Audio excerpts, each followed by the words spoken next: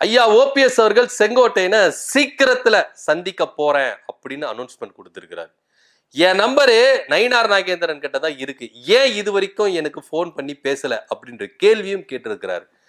TTV Dinakaran வெளியேறதுக்கான காரணம் முழுக்க முழுக்க இபிஎஸும் நயினார் நாகேந்திரனும் அப்படின்னு சொல்லியிருக்கிறாரு. இது உண்மை அப்படின்னும் ஓபிஎஸ் அவர்கள் அங்கீகரித்திருக்கிறார்.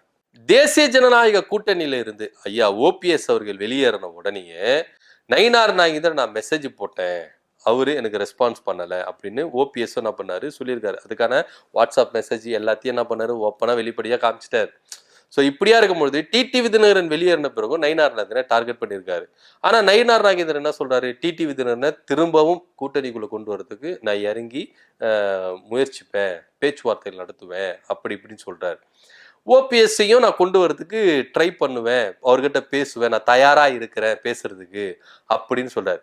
ஆனா இங்க ஐயா ஓபிஎஸ் கிட்ட இருந்து வந்த தகவல் என்னன்னா, இவரு பேசுறதுக்கு தயாரா இருக்கிறேன்னு சொல்றாரே கண்டி அதுக்காண்டி ஒரு முயற்சி எடுக்கிறாரா அப்படின்னா இல்லவே இல்லை. இவ்வளவு ஏன் என் போன் நம்பரு நயினார் நாகேந்திரன் இருக்கு, ஒரு போனு ஒரு மெசேஜ் ஏன் அனுப்ப மாட்டாரு, ஏன் பேச மாட்டேங்கிறாரு? சோ இவருடைய வேலை என்னவா இருக்குதுன்னா, வெளியில பிம்பத்தை தான் காட்டிக்கிறாரு. என் மேல தப்பு இல்ல, இவங்க கூட்டணியில இருந்து வெளியே போறதுக்கு நான் பேசுறதுக்கு தயாரா இருக்கிறேன், அவங்க பேச மாட்டேங்கிறாங்க, அவங்க காழ்ப்புணர்ச்சியோட இருக்கிறாங்க அப்படின்னு வெளிக்காட்டிக்கிறாரு நயினார் நாகேந்திரன். உண்மையும் கூட.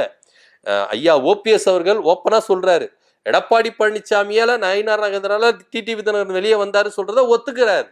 ஏன்னா இவரு பேசுறேன்னு சொல்றாரு கண்டி ஏன் பேச மாட்டேங்கிறாரு, ஏன் முன் வர மாட்டேங்கிறாரு? ஒரு மெசேஜ், அண்ணே உங்ககிட்ட நான் பேசணும், கொஞ்சம் நேரம் கிடைக்குமா, ஒரு மெசேஜ் போடலாமே, ஏன் போட மாட்டேங்கிறாரு? அண்ணே ஒரு போன் பண்ணி, அண்ணே இது மாதிரி பேசணும்ண்ணே வா பேசுவோம் அப்படின்னு சொல்லி. அப்போ நயினார் நாகேந்திரன் கிட்ட என் போன் நம்பர் இருக்கு, எதுக்கு ஒரு மெசேஜ் அனுப்ப மாட்டேங்கிறாரு, எதுக்கு போன் பண்ண மாட்டேங்கிறாரு? பேசுறதுக்கு தயாரா இருக்கிறேன்றாரு இல்லைங்க நயினார் நாகேந்திரன். அப்ப எதுக்குங்க என்கிட்ட பேச மாட்டேங்கிறார்? ஓபிஎஸ் கேட்கிற கேள்வி நியாயமான கேள்வி, அங்கீகரிக்கப்பட்ட ஒரு கேள்வி. ஏன் இதுக்கு அவரு தயங்குறாரு? என்னதான் நீங்க பாஜகவுடைய ஆலோசனை இல்லாம செயல்படுறோம் அப்படின்னு நீங்க சொல்லிக்கிட்டாலும் பாஜக இதுதானே விரும்புறாங்க, ஓபிஎஸ் டிடிவி தினகரன் உள்ள கொண்டு வரதானே விரும்புறாங்க. அப்ப எதுக்கு உங்களுக்கு பாஜக தடையா இருக்க போது நீங்க திரும்ப போய் பேசுறதுக்கு? நயினார் நாகேந்திரனுக்கு பாஜக தடையா இல்ல, இபிஎஸ் தான் தடையா இருக்கிறார். திரும்பவும் கூட்டணிக்குள்ள கொண்டு வரக்கூடாது. இபிஎஸ் உடைய அறிவுறுத்தலின்படி, இபிஎஸ் உடைய விருப்பத்தின்படி நயினார் நாகேந்திரன் நடந்துகிறார். பாஜக விருப்பத்தை நீங்க செயல்படுத்துங்கன்னா பாஜக விருப்பத்தை செயல்படுத்தணும். ஆனா இபிஎஸ் உடைய விருப்பத்தை தான் நீங்க செயல்படுத்த பாக்குறீங்க.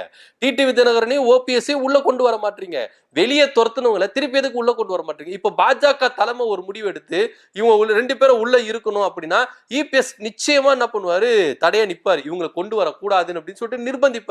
அதுக்குதான் செங்கோட்டையன் அப்படின்ற ஒரு துடுப்புச்சீட்டை பாஜக வச்சிருக்கு. நீங்க இவங்க ரெண்டு பேரையும் உள்ள கொண்டு வரக்கூடாதுன்னா செங்கோட்டையனை வைத்து நான் என்ன பண்ணுவேன், ஆட்டம் ஆடுவேன் அப்படின்னு சொல்றாரு. சோ எப்படி பார்த்தாலும் இங்க இபிஎஸ்க்கும் நயினார் நாகேந்திரனுக்கும் சுத்து போட்டாச்சு. இதுக்கப்புறம் அவங்க தப்பிக்க முடியாது. இதைதான் ஓபிஎஸ் அவர்களே கேட்கிறாரு. கூட்டணிக்குள்ள வராரு வரல அதெல்லாம் அப்பாற்பட்ட விஷயம். ஏன்னா கூட்டணியில இருந்து வெளியே வந்துட்ட பேரு நான் இனி எப்பவுமே பாஜக கூட்டணியை சேர மாட்டேன் அப்படின்ற ஒரு ஸ்டாண்ட் எடுத்திருக்கிறாரு ஐயா ஓபிஎஸ் அவர்கள். அதுக்கப்புறம் இவங்க பேச்சுவார்த்தை நடத்தல, அது அப்புறப்பட்ட விஷயம். ஆனா எல்லா இடத்துலயும் பொது வெளியில நயினார் நாகேந்திரன் எதுக்கு இது மாதிரி சொல்லணும்? ஏன் நான் ஐயா ஓபிஎஸ் கட்டியும் டிடிவி தினகரன் பேசுறது நான் தயாரா இருக்கிறேன், பேசுறதுக்கு தயாரா இருக்கிறேன், என் மேல தப்பு இல்லை, எதுக்கு என் மேடைக்கு பிரஸ் மீட் சொல்லணும்? அப்படி பேசுறதுக்கு உங்களுக்கு உண்மையா மனசு இருந்தா போன் பண்ணி பேசிருக்கலாமே, என் நம்பர் தான் உங்ககிட்ட இருக்க, போன் பண்ணி பேச வேண்டியதானே, எதுக்கு புருடா விட்டு இருக்கிறாரு? ஐயா ஓபிஎஸ் அவர்கள் செம்மையா வச்சு செஞ்சிருக்கிறாரு நயினார் நாகேந்திரன். இப்போ நயினார் நாகேந்திரன் இந்த மாதிரி கேள்வி கேட்ட உடனே விழிப்பிதிங்கிறாரு. இது ஒரு புறம் இருக்க, இன்னொரு பக்கம் இபிஎஸ்க்கு செக் வைக்கிறதுக்கு ஐயா ஓபிஎஸ் ரெடி ஆயிட்டாரு. செங்கோட்டையனை விரைவில் சந்திக்க போறேன் அப்படின்னு சொல்லியிருக்கிறார். ஏற்கனவே செங்கோட்டையனை ஓர் அணியில திரள வேணும் அப்படின்னு ஒரு கோரிக்கை கொடுத்த உடனே அதிரடியா நீக்கினாரு எடப்பாடி பழனிசாமி. நீக்கின உடனேயே எல்லாருமே ஆதரவு தெரிவிச்சாங்க. ஓபிஎஸ் ஆதரவாளர் கூட என்ன பண்ணாங்க, செங்கோட்டையனை சந்திச்சு நாங்க உங்களுக்கு ஆதரவா இருக்கிறோம், ஐயா ஓபிஎஸ் உங்க கூட ஆதரவா இருக்க சொன்னாரு அப்படின்னு சொல்லியது. இப்போ விரைவில் இவங்க சந்திக்க போறாங்க. இந்த சந்திப்பு நடந்துட்டா எடப்பாடி பழனிசாமி ஒன்றும் பண்ண முடியாது. அண்ணனுக்கு அண்ணன் இங்க என்ன பண்ணிடலாம், கை கோத்துறலாம் அப்படின்னு இவங்க கை கோத்துட்டா இவரால் ஒண்ணுமே பண்ண முடியாது. இப்போ செங்கோட்டையன், டிடிவி தினகரன், ஓபிஎஸ் இவங்க 3 பேரும் ஒண்ணு சேர்ந்துட்டா இபிஎஸ் ஒண்ணுமே பண்ண முடியாது. அவரு கதறி அழுவணும். எப்படி அழுவாருன்னு அவருக்கே தெரியாது, அந்த அளவுக்கு கதறி அழுவாரு. இதெல்லாம் ஒரு புறம் இருந்தாலும் தொண்டர்கள் ஒருங்கிணைந்துருவாங்க. ஏன்னா தொண்டர்களுடைய மனநிலம் அதுதான் இருக்கு. நீங்க உங்க உங்க பின்னாடி ஒரு 4-5 பேரை நீங்க வச்சுக்கலாம். ஆனா கிரவுண்ட் லெவல்ல இறங்கி தொண்டர்கள் இருக்காங்கல்ல, அவங்க செயல்படுறது தான் இங்க நிதர்சனமான உண்மையா இருக்கு. அவங்க செயல்படணும். தொண்டர்கள் இறங்கி வேலை செய்யணும். கிரவுண்ட் லெவல்ல அவங்க போய் உங்களுக்கு ஓட்டு போடணும். ரெட்டையில போய் குத்தணும். இல்லையா சுயேட்சை சின்னமா சுயேட்சை சின்னத்துல குத்து. இப்போ எடப்பாடி பழனிசாமி எதனால இவ்வளவு கர்வத்தில் ஆடுறாரு அப்படின்னு பாத்தீங்கன்னா, கட்சி அவர்கிட்ட இருக்கு, சின்ன அவர்கிட்ட இருக்கு, கொடி அவர்கிட்ட இருக்கு. இந்த 3 விஷயம் அவர்கிட்ட இருக்கிறதுனாலதான் இவ்வளவு ஆடுறாரு. இப்ப இதுல எதுனா ஒண்ணு இப்போ சின்னத்தை ஃப்ரீஸ் பண்ணிடுறாங்க. ஏதோ ஒரு கேஸ்ல சின்னத்தை ஃப்ரீஸ் பண்ணிடுறாங்க. எடப்பாடி பழனிசாமி சுயேட்சை சின்னத்துல நிக்கணும். என்ன பண்ணுவாரு? ஆல்ரெடி சுயேட்சை சின்னல நின்று அதிகப்படியான வாக்கு சதவீதத்தை வாங்கி காட்டினவர் தான் நம்ம ஓபிஎஸ் அவர்கள். நாடாளுமன்ற தேர்தல என்ன அப்படின்றத நம்ம பார்த்தோம். இப்படி இருக்கும் பொழுது சட்டமன்ற தேர்தல்ல எடப்பாடி பழனிசாமிக்கு சுயேட்சை சின்னம் வந்துட்டா எங்க போவாரு அப்படின்றது இன்னைக்கும் அதிமுக காரங்க ஒரு சிலர் கண்மூடிதனமா போய் ரெட்டையில குத்துறாங்கன்னா அது ஓபிஎஸ் இபிஎஸ்க்காகலாம் இல்ல, எம்ஜிஆர் ஜெயலலிதாக்காக தான். அதை முதல்ல நல்லா தெரிஞ்சுக்கணும். இபிஎஸ் என்னவோ ரெட்டை இலட்சம் இருக்குதுன்னா நம்ம ஜெயிச்சு, அப்ப எதுக்கு தோத்தீங்க? டெபாசிட்டை இழந்தீங்க நாடாளுமன்ற தேர்தலில். எதுக்கு நீங்க 2வது இடம் 3வது இடம் 4வது இடத்துக்கு போனீங்க? கரெக்டு தானே? அதெல்லாம் மக்கள் ரொம்ப தெளிவா இருக்கிறாங்க. இப்போ ஓபிஎஸ் தேர்ந்தெடுக்கிறதா இபிஎஸ் தேர்ந்தெடுக்க, இப்போ என்னன்னா ஓபிஎஸ் கொடுத்த அறிவிப்புனால கதி கலங்கி நிற்கிறாரு இபிஎஸ் அவர்கள். ஒருவேளை செங்கோட்டையனை போய் சந்திச்சிருவாரோ, செங்கோட்டையன் போய் கை கோத்துருவாரோ, அப்படி கோத்துட்டா தொண்டர்கள் ஒருங்கிணைஞ்சிட்டா நம்மளுடைய கதி அதோ கதி தான் அப்படின்னு தான் இப்ப என்ன பண்றாருன்னா இபிஎஸ் அவர்கள் இவரு போய் சந்திக்கிறது முன்னாடி இவரு முன்னாடியே போய் என்ன பண்ண தொண்டர்களை சந்திச்சிடறாரு, நிர்வாகிகளை சந்திச்சிடறாரு. எல்லாருக்கும் என்னென்ன செட்டில்மெண்ட் பண்ணமோ அதெல்லாம் செட்டில்மெண்ட் பண்றாரு. ஏன்னா இப்போ நீங்க தொண்டர்களை விட்டுருங்க, மாவட்ட செயலர் நிர்வாகிகள் இருக்காங்கல்ல, இவங்களே எடப்பாடி பழனிசாமி மேல அதிருப்தியில இருக்கிறாங்க. அதிருப்தியில மாத்திரம் இல்ல, இப்போ கொஞ்சம் ஜர்க்கு வாங்கட்டமே எடப்பாடி பழனிசாமி, இந்த நீதிமன்றத்துல இருக்கிற எல்லா கேஸ்ல கொஞ்சம் ஜர்க்கு வாங்கட்டமே, ஆட்டோமேட்டிக்கா இந்த பக்கம் வந்துருவாங்க. இப்போ செங்கோட்டையன் அவர்கள் என்ன சொல்லிட்டாரு? அமித்ஷா கிட்ட ஒரு ஒப்புதல் வாங்கிட்டு வந்தாரு. அதிமுக ஒன்றிணைக்கிறதுக்கு நான் என்ன வேணா செய்வேன், நீங்க என்ன எதுவுமே கேட்க கூடாது, எனக்கு சப்போர்ட் பண்ணுங்க, அது போதும் அப்படின்னு சொல்லிட்டு அமித்ஷா கிட்ட நேற்று பர்மிஷன்லாம் வாங்கிட்டு வந்துட்டாரு.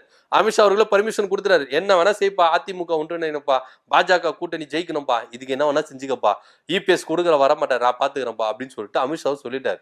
பையா ஓபிஎஸ் அவர்களும் என்ன சொல்றாரு, இந்த முடிவு எடுத்துட்டாரு. ஏன்னா அங்கிருந்து கிரீன் சிக்னல் வந்துருச்சு. வந்த பிறகு இவங்க 2 பேரும் சந்திச்சுட்டாங்கன்னா அடுத்தடுத்து ஒவ்வொரு நிகழ்வா நடக்கும், இபிஎஸ்க்கு கட்டம் கட்டிடுவாங்க. இதுதான் ஒரு விஷயம்.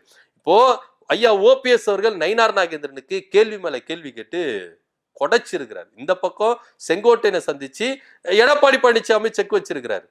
டிடிவி தினகரனுடைய கருத்து இதுவாதான் இருக்கு. நாங்க கூட்டணியிலிருந்து வெளியே வந்தது காரணம் நயினார் நாகேந்திரன் இபிஎஸ் தான், இவங்க 2 பேரையும் ஒழிச்சு கட்டுவோம் அப்படின்னு சொல்லிட்டு அவர் சைலண்டா ஒரு சபதத்தை எடுத்திருக்கிறார். இபிஎஸ் தேசிய ஜனநாயக கூட்டணிக்கு தலைமையா இருக்கக்கூடாது, முதலமைச்சர் வேட்பாளர் இருக்கக்கூடாது, அப்படி இல்லைன்னா நான் திரும்ப கூட்டணிக்கு வரேன் அப்படின்னு டிடிவி தினகரன் அழுத்தம் திருத்தமா சொல்லிட்டாரு. ஏன்னா இவங்க மாற மாட்டாங்க, இபிஎஸ் மாற மாட்டார், அது விஷயம் அவருக்கு நல்லாவே தெரியும். அதனாலதான் இந்த தைரியமான ஒரு முடிவை டிடிவி தினகரன் அனௌன்ஸ்மெண்ட் பண்ணி நடக்காது அப்படின்னு தெரிஞ்சுதான் அவர் கொடுத்திருக்கிறாரு. என்ன நடக்குது அப்படின்னு பொறுத்து பார்க்கலாம். ஐயா ஓபிஎஸ் அவர்கள் என்ன சொல்லியிருக்கிறாருன்னா, என் நம்பரு நயினார் நாகேந்திரன் கிட்ட இருக்கு, எதுக்கு எனக்கு ஒரு போன் பண்ணல? பொது வெளியில நான் என் ஓபிஎஸ் கிட்ட பேச்சுவார்த்தைக்கு தயாரா இருக்கிறேன், டிடிவி தினகரன் பேசுறது தயாரா இருக்கிறேன் சொல்லிட்டே இருக்கிறீங்களே கண்டி, ஏன் நீங்க இதுக்கான முயற்சி எடுக்க மாட்டீங்க அப்படின்னு செம்மையா வச்சு செஞ்சிருக்கிறாரு. செங்கோட்டையனை சீக்கிரமா சந்திக்க போறேன், சந்திச்சு எடப்பாடி பழனிசாமி செக் வைக்க போறேன் அப்படின்னு சொல்லி இருக்கிறாரு. இதை பத்தி உங்க கருத்து என்ன அப்படின்றத கீழே கமெண்ட் பண்ணுங்க. நன்றி, வணக்கம்.